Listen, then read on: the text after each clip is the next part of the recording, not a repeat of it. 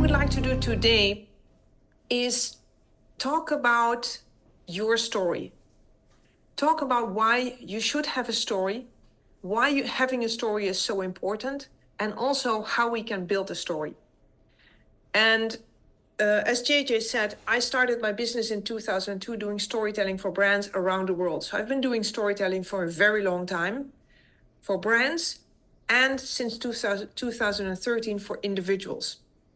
Mostly senior executives, really helping people to get to the next level in your career, of which your personal brand and your online presence are a very important part as well. But in that whole scala of building your brand and building your presence, having a story is very important as well. And what we've been seeing in the past year, let's say, or 2 years, is that a lot of people want to have an online presence, but sometimes they can't because they work in an organization that doesn't allow them, or they are like, I'm not really comfortable, so I don't know. So we said, okay, well, we can also work on your story and use the story only, let's say, in an offline situation.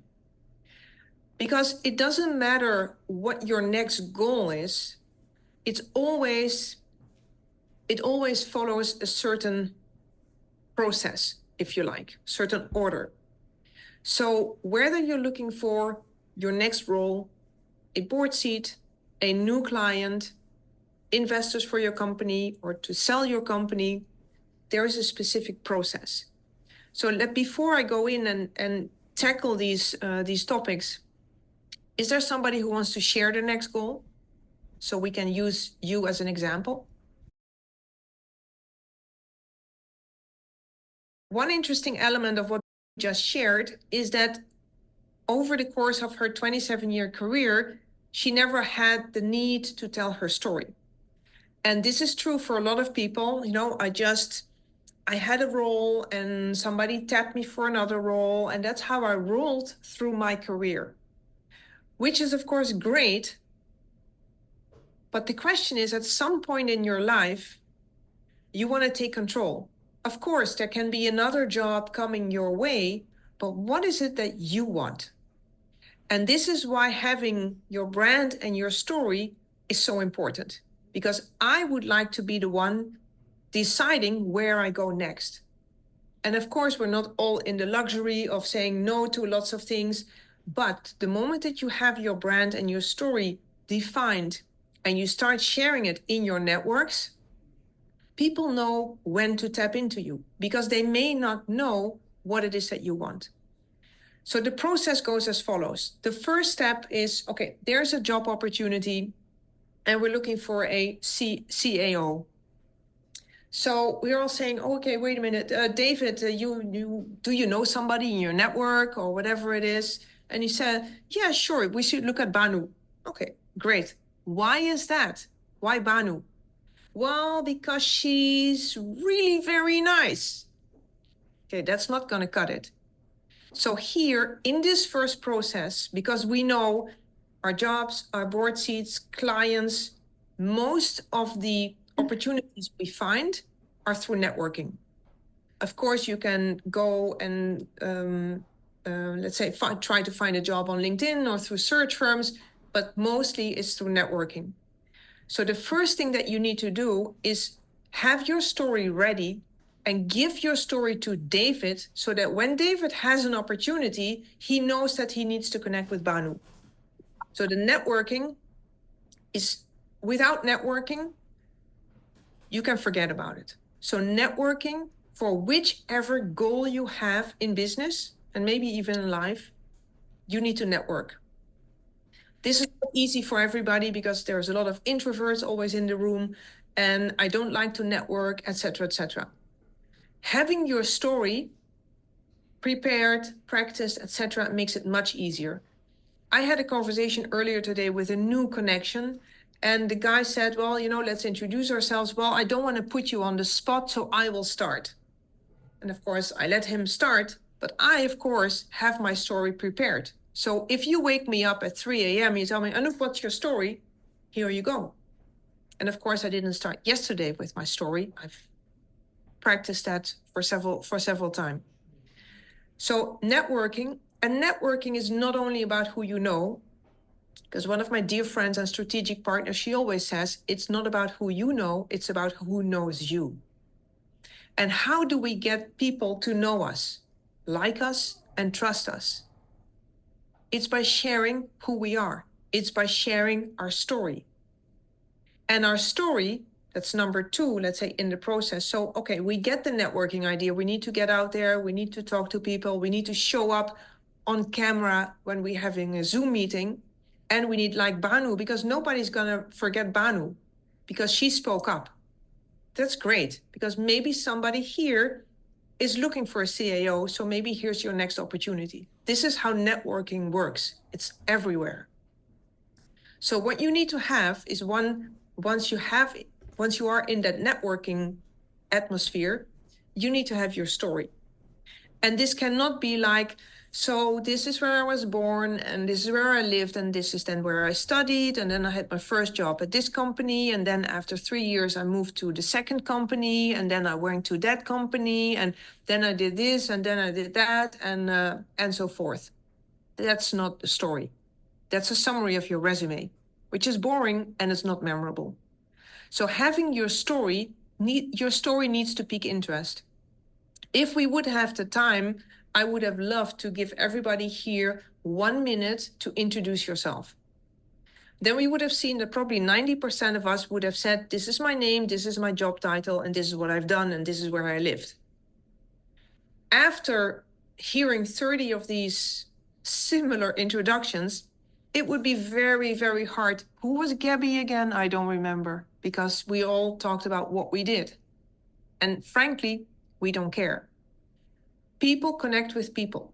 We don't connect with a job title. We don't connect with what you did. So your story, and we'll go in depth on how to build your story is essential. Your story has to be memorable. There needs to be a wow factor in it. It needs to be sticky, simple. So the story is number 2. So when I tell to David, you have to look at Banu, and he says, why? I said, well, because of 1, 2, 3, because I know Banu's story, and I give it to him briefly. He says, that sounds really interesting. Next step, he's going to check out if the story that I told him actually is true. So this is where your online presence comes in. So David is going to Google Banu, saying, okay, well, let me see if she's indeed that great person that Anouk was talking about. And then it's like, oh, I don't really find anything. I mean, I see her LinkedIn, but it's kind of like, it's not telling me anything about her. It's just her jobs. Beyond LinkedIn, there's not a lot that I see. There's one picture, her LinkedIn profile picture. Yeah, Anouk, maybe not. No, but she's really interesting. But I have somebody else. I also can connect you to Kathleen. She would be great too. And then David says, okay, well, let me Google Kathleen. And there we have Kathleen. She has a great online presence. There's content, there's pictures, there's videos. We see how she speaks. Wow, she's a winner. So David is, of course, going to connect with Kathleen. And Banu, oh, so sorry. You're losing out on the opportunity. I'm just using examples, right? Because I haven't Googled you. So this is why your online presence is so, so relevant. I always ask 3 questions when I do presentations. Do you Google yourself on a regular basis? And people say 30%, a third of people say, yeah, on a regular basis. But then the second question, do you Google others before you meet someone, after you met someone, before you go and work for someone, before you hire someone, before you go on a date? 99% of people, sometimes people say, no, I don't Google, I go to LinkedIn. Okay, same story. Sometimes there's somebody who never goes online. They still exist, those people, but it's a very, very small minority. So understanding that everybody here in the room Googles Kathleen and Banu, and Kathleen's online presence is up here and Banu's is average, who do we want to connect with first? If we have one opportunity to connect, it's Kathleen. And then when we're convinced that Kathleen could be an interesting candidate, We're going to reach out to her, and then we're going to ask her, please send us your resume or your bio or other documents. So people who say, I need a new job and I need to work on my resume first, etc., it's only number 4. Of course, you need to have it. But if you have a bio or a resume that's outstanding, but if nobody knows who you are, your bio doesn't matter. So again, starting with networking, having your story, because you need to have your story so we can give it all to David so that David can talk about us whenever he has opportunities in his network. Then your online presence. Then and only then you need to work on your bio and your resume. And the first paragraph of your bio, and maybe a little bit in your resume, the first paragraph of your bio should be a part of your story.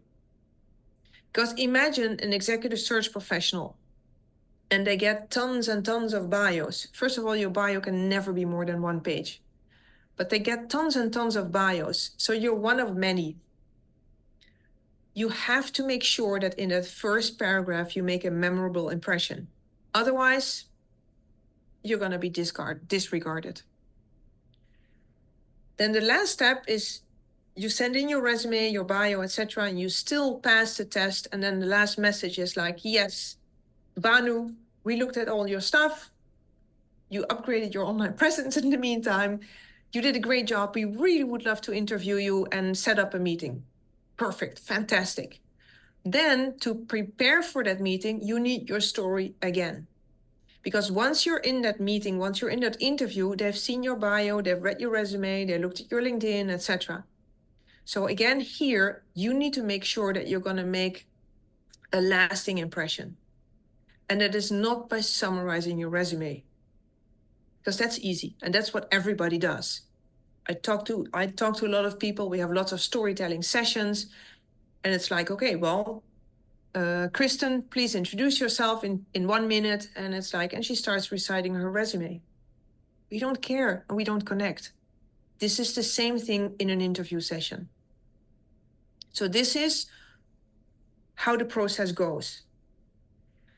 And why we need our story is because we have to be memorable.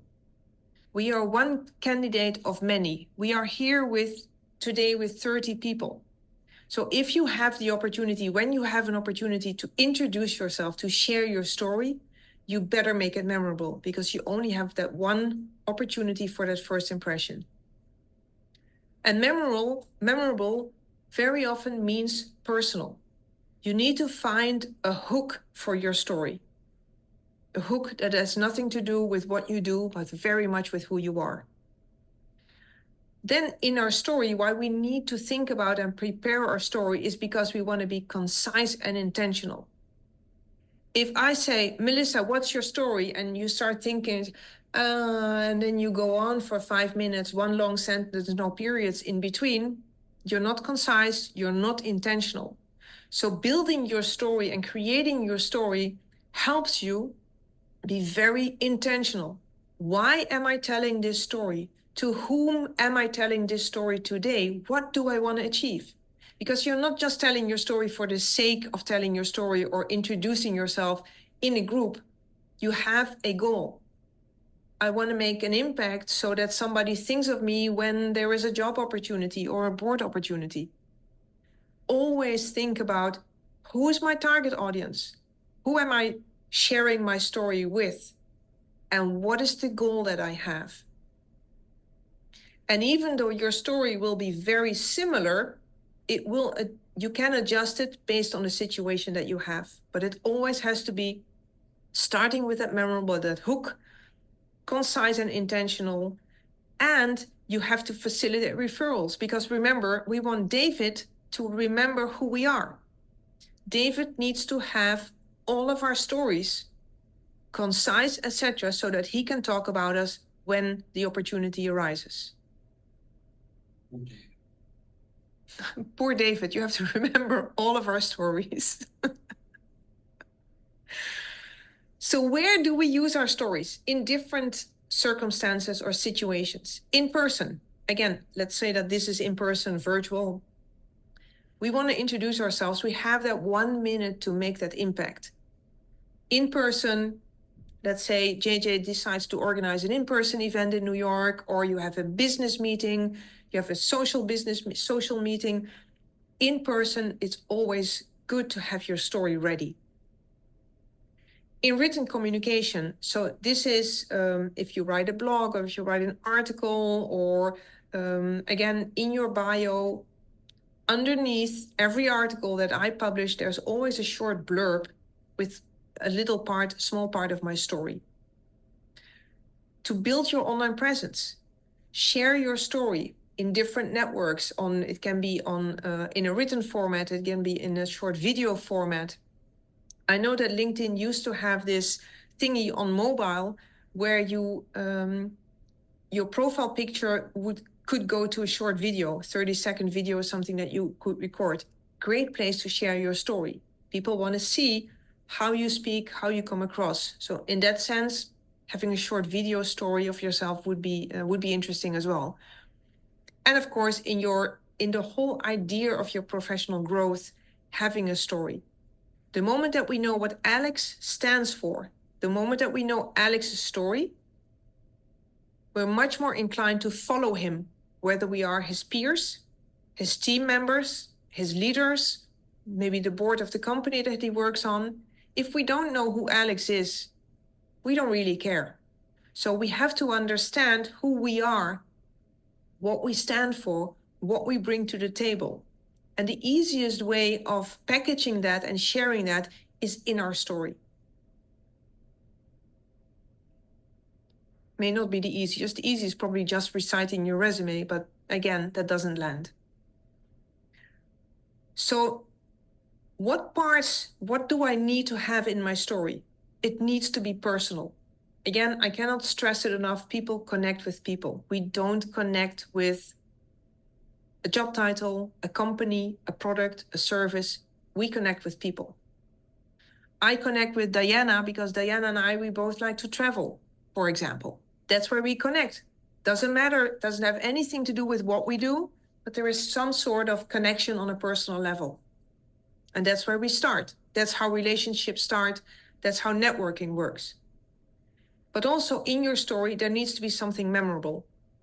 And a quick example, a woman I work with, she worked at Arthur Andersen in the late 90s. And Arthur Andersen at the time had huge governance issues, big problems, and it went so far that they went bankrupt. They had to close up shop. So her story starts with, I was working at Arthur Andersen in the late 90s, and I witnessed this huge breach and lack of governance, which was so terrible, and it affected so many people. And I decided then and there, I'm going to be a governance expert, and I'm going to make sure that at whatever company I work going forward, something like this will never happen, not on my watch. She can also start her story saying, I'm a governance expert, etc. That's not memorable, and it's not personal either. So having that personal hook as a starting point of your story is very strong. And your story needs to be in a narrative. So it's not, and then I did this, and then I did that, and then it's not chronological, but there's a narrative. So there's a story. So I did this, and because of that, something happened, and then I went into here. So it's much more of a natural flow of things. I mean, think about the story of any movie. It's a start, there's a start, a beginning, a middle, and an end. That's how you build up a story. Question. How many times more memorable do you think it is to deliver a message via storytelling or in a story than when you just rely on facts? So please get off of mute and shout out a number or... 100. Good. Somebody else?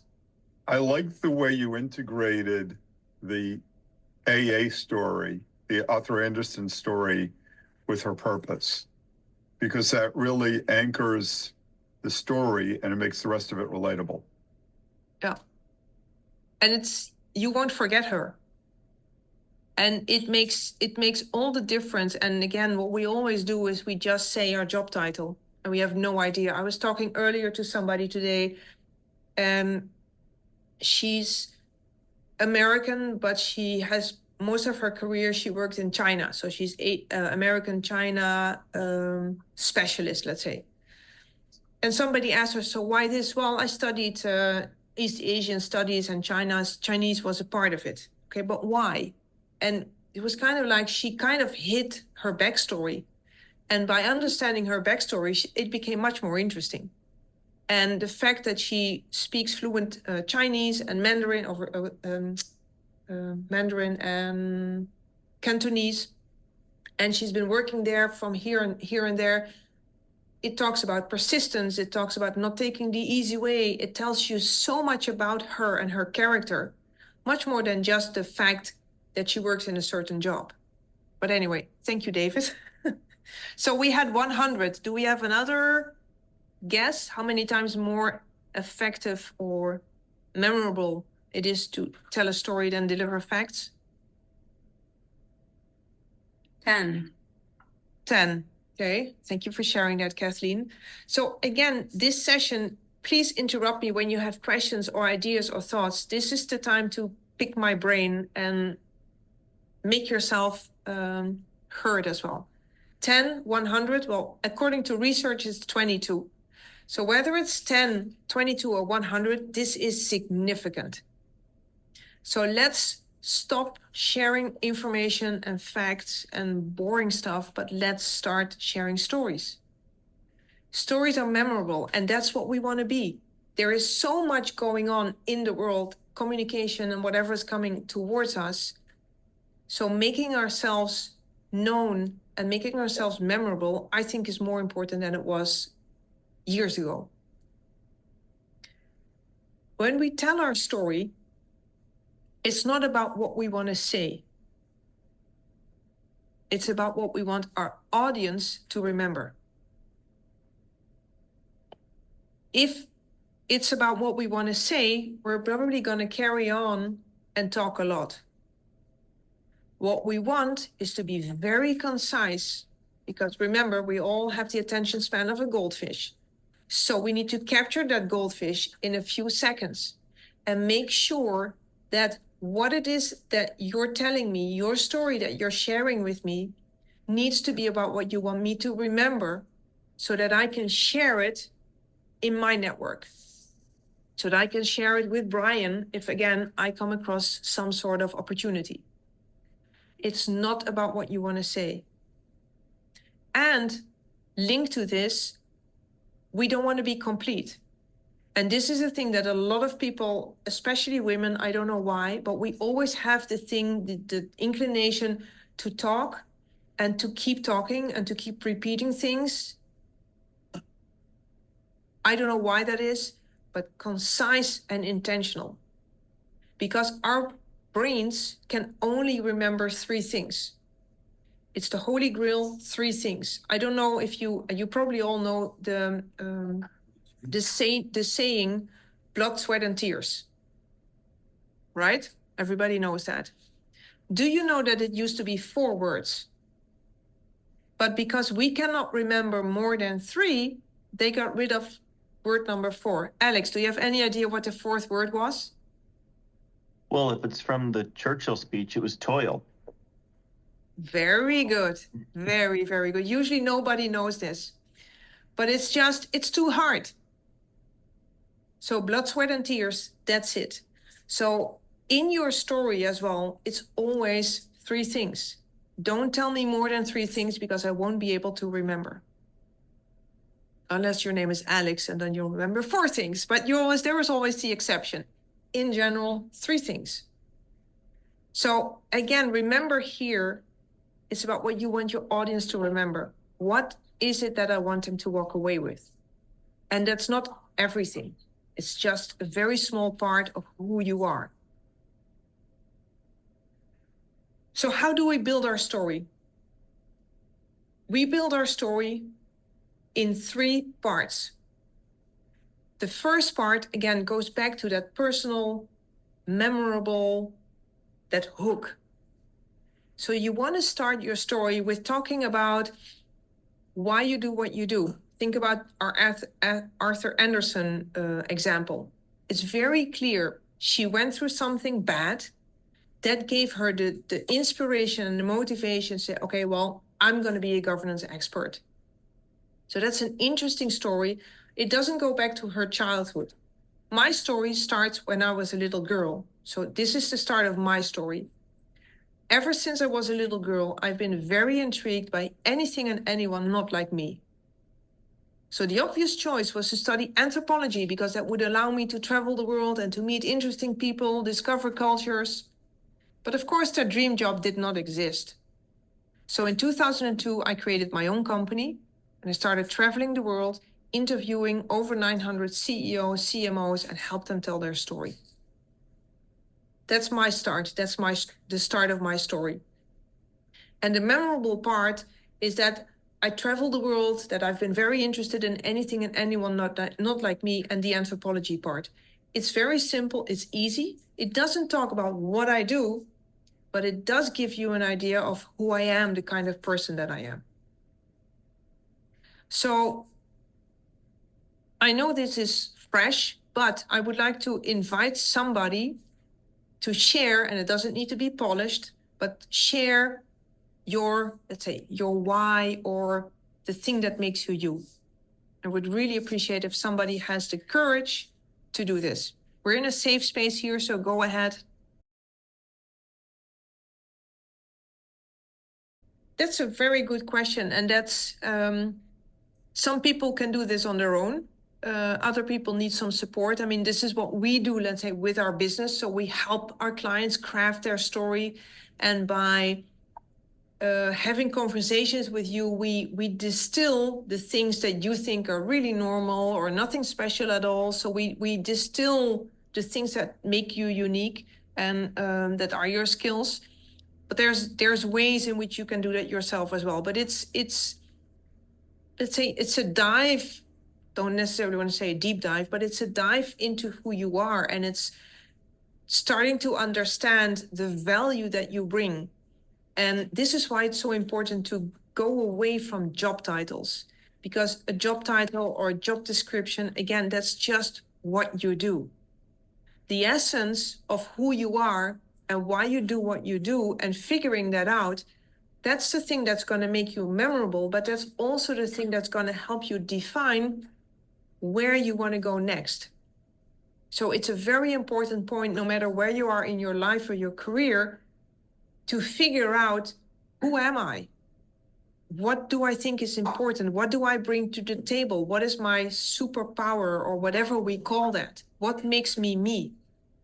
So whether you're 20 years old or 60 years old, there's always, let's say, the right time to start thinking about this.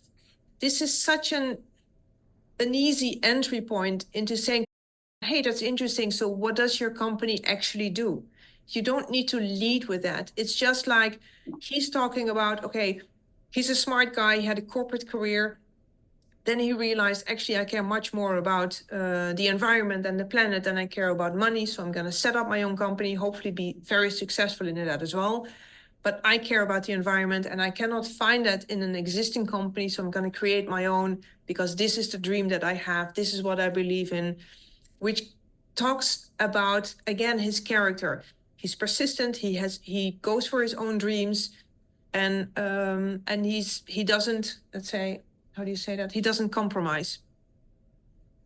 So thank you for sharing. Great. So these are really good examples, and again, they can be polished, etc. But they're good examples of having a very short introduction, which is memorable.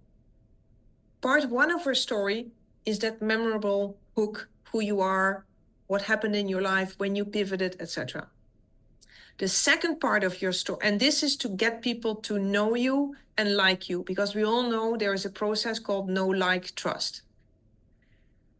The second part of your story is where we talk about your credentials or your track record.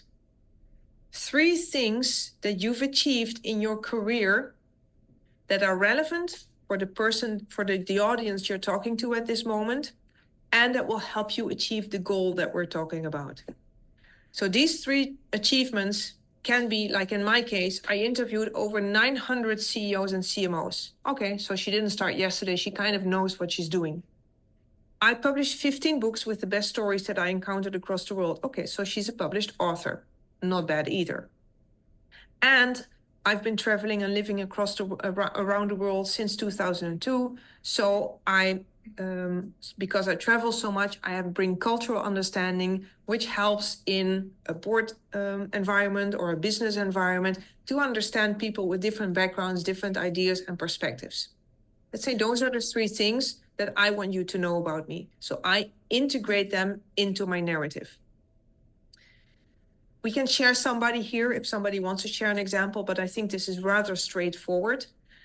These are the three things that for this particular audience that you're talking to, you want to get across. So going back to looking for that job, think about the job that you're applying for. Who's the company? What is the company exactly looking for? And who is the person that you're talking to? Is it the hiring manager? Is it maybe the CEO? And make sure that you really understand how you can best use what you bring. So let's say this whole list of achievements, maybe a list of 10 different things. When you go into that interview, you pick to start with the three, there we go again, Alex, the three most important things that link or that relate to the job and to the person you're talking to. Don't come with your checklist and say, these are the 10 things I bring to the table.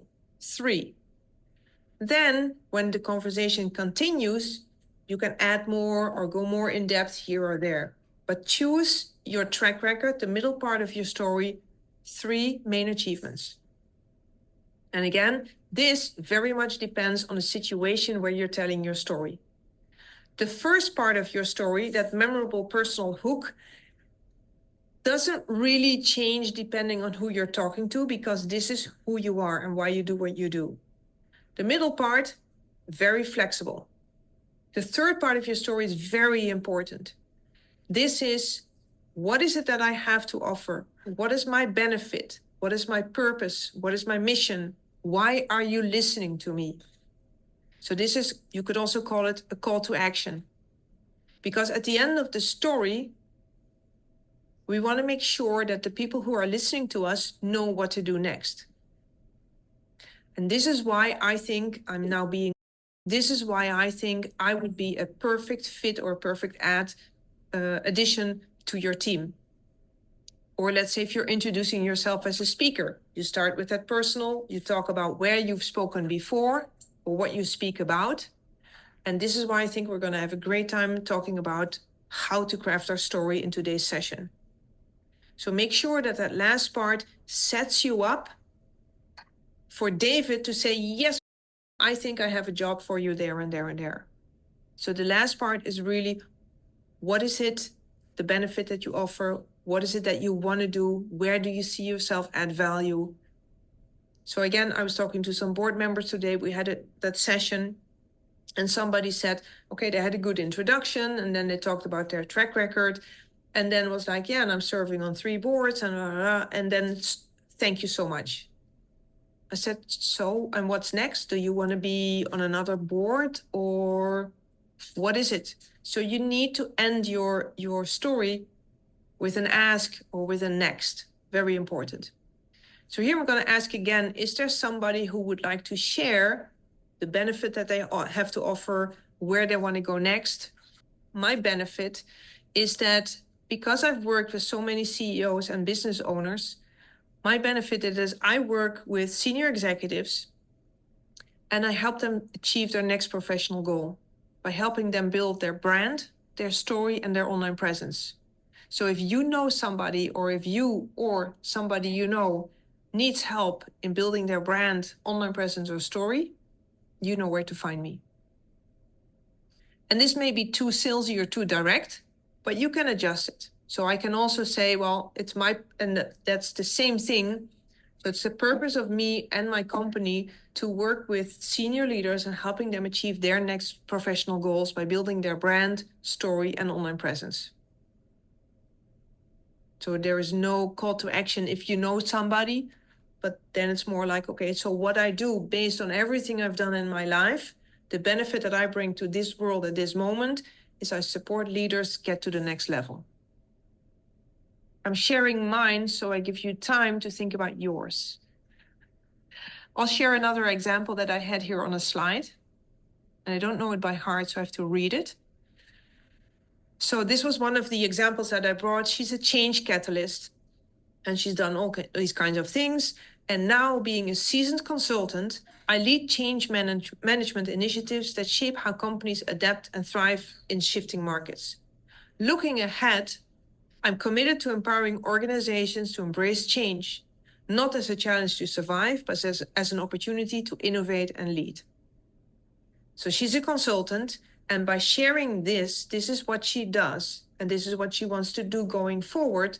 So let's say as a potential client, you can say, hey, that's interesting. So she's open to work, and she wants to help our company embrace change as an opportunity to innovate and lead. So again, this is an example. And I have another one. My defining moment came during a critical negotiation for a major client. By empathizing with all parties and facilitating a collaborative atmosphere, we secured a lucrative deal and established a long-term partnership. Looking ahead, I'm excited to leverage my people skills to create a more inclusive and collaborative culture within the firm. So she's a relationship-driven leader. She's not looking to another job, but she says, looking ahead, I'm excited to leverage my people skills to create a more inclusive and collaborative culture within the firm. So this positions her internally, maybe for a promotion, or she positions herself more clearly towards her peers. And I have another one. So this is somebody also still internal, not looking for another job, but somebody who got promoted to be partner at the firm. As a partner, I will continue to use my ability to uncover and solve deep-seated problems to help our clients overcome their challenges. I aim to improve businesses by fixing what's wrong, and every project shows me that understanding and solving these issues can lead to big improvements. Going back and recapping, it's about, again, starting with that, who am I, what makes me me? And I think that's the hardest part of the story, because we're kind of used to talking about our credentials and our achievements, but we're not used to talking about who we are. And I cannot stress it enough. People connect with people. You're going to be hired. We're going to hire for that job, not because of what she does, because everybody who applies for that job can do the job. But what makes you different? What makes you you? Why do we want to have you on our team? That's because of you are who you are. And that's why we want to understand your story. We want to understand why you do what you do. And again, like mine, you can start when you were a little girl, but you can also start as my client in the late 90s, or when I was doing my job, or going through my career. At some point, you decided that you wanted to do what you're doing now, or what you're going to be doing next. And we want to understand what that is, because that gives us that drive, that helps us understand what your drive is. And if you say, I'm a governance expert, well, isn't everybody nowadays? But understanding why you're doing this makes a big, big difference. So these are the slides that I wanted to share, and the knowledge that I wanted to share. We have tools that can help you. I have it's a very small, it's a 40-page on purpose, very thin. You can read it on a plane ride. It's a very short booklet, which is called You Are Who Google Says You Are, which is my favorite one-liner. It's on Amazon. It's like $6 in a Kindle and $9, I think, in print. A very short explanation or description of the roadmap on how to build your brand, your story, and your online presence.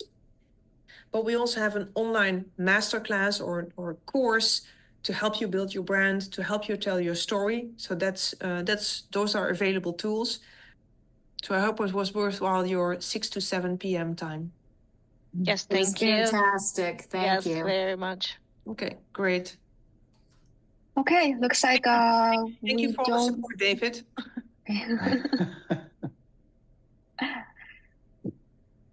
All right, I guess we're up on time. So thanks everyone for joining us. And thank you, obviously, Anouk, very much for sharing your insights and tactics with us. Thank you so much again, JJ, for having me. We'll speak soon. Thank you. Thank you. Thank you. Thanks, everyone. Thanks, Anouk. Bye.